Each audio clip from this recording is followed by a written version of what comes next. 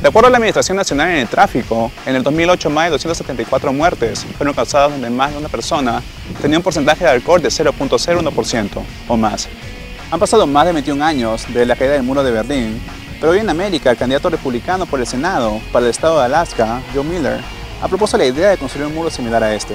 Todo esto para evitar el flujo de migrantes por la frontera.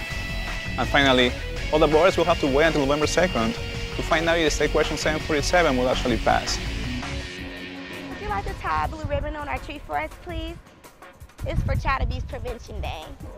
Child abuse is a major problem in society that has been around for many years, and unfortunately does not seem to go away. In an effort to raise awareness about this topic, UCO hosted a Child Abuse Prevention Day. We're putting blue ribbons on a tree that represents each child that has been abused or neglected. The purpose is to call attention to child abuse in the state of Oklahoma. Last week, Edmond police were called to a neighborhood in a 3400 block of Winding Creek Circle, where a bottle bomb had been found.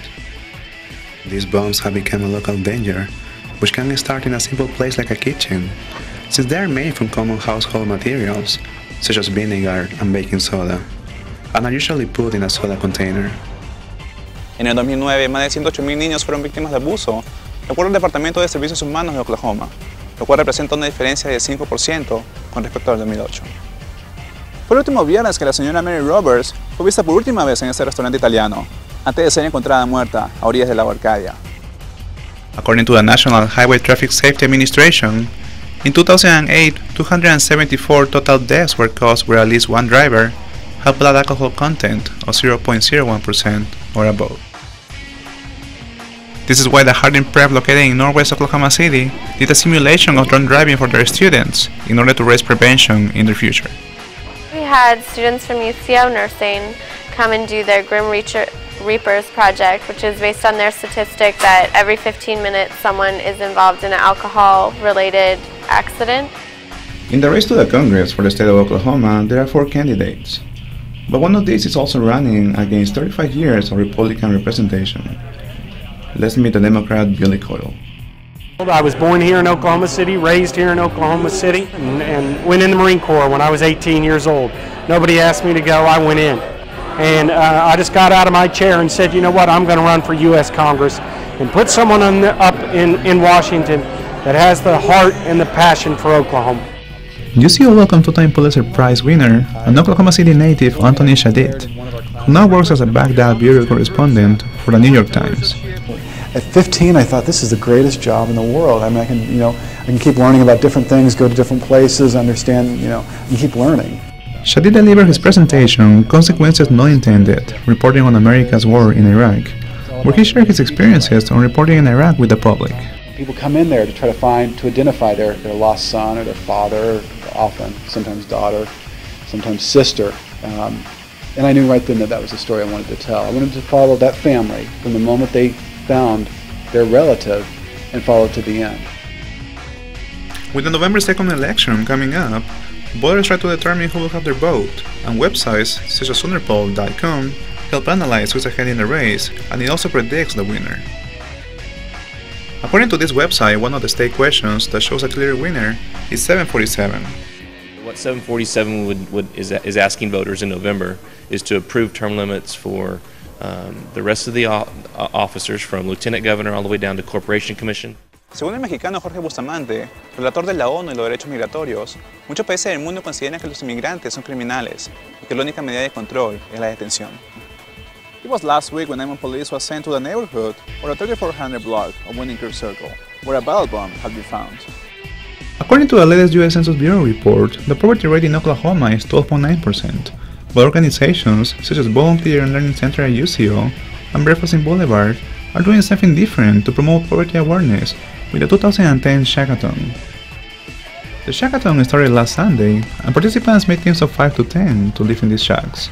The students had to build their own shacks with a very limited $50 budget that allowed them to survive the very cold and windy weather conditions.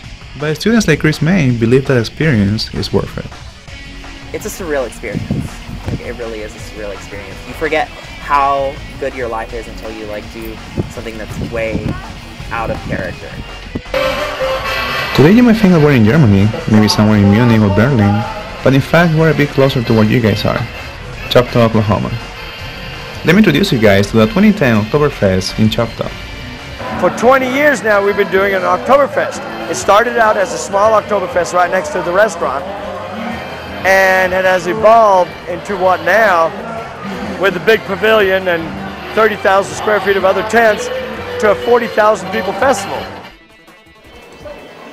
After Dark is a one-night outreach that comes to campuses once only like 5 to 10 years. Who made it all come together were all the volunteers. We have about, I would say, between like 50 and 100 volunteers who have helped us out, and whether they've come for 30 minutes one day or came for today. I think it's awesome that they get a good, group of people and godly people to throw an event like this. We're going to have Joe White speak. He basically shares his testimony, how he came to know God and what God's done in his life, and goes around to different campuses and shares this compelling story. I'm a grandpa, dude, and I love to write.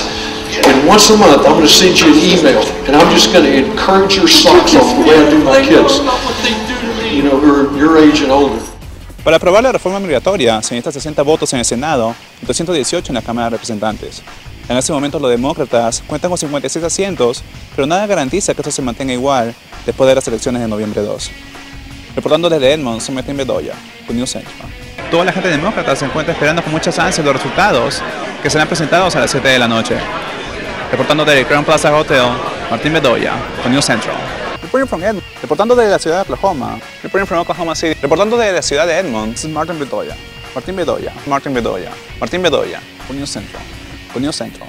Con News Central.